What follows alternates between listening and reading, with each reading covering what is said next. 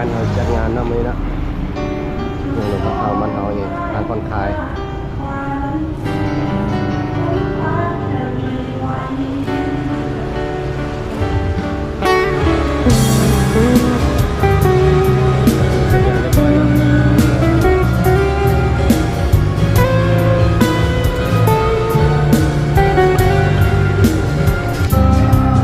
วันเวลา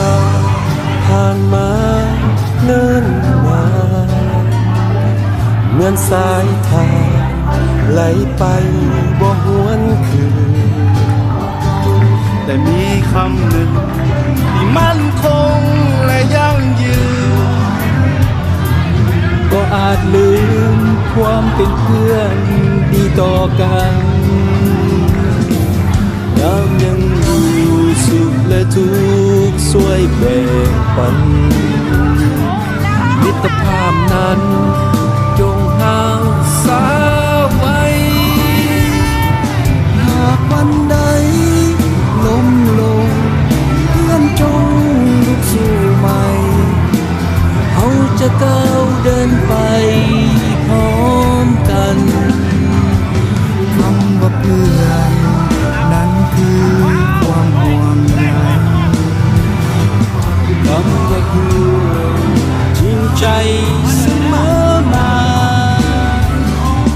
คำว่าเพื่อนบอกมีวันห่างลาทั่วดินฟ้าเพื่อนกันตลอดไป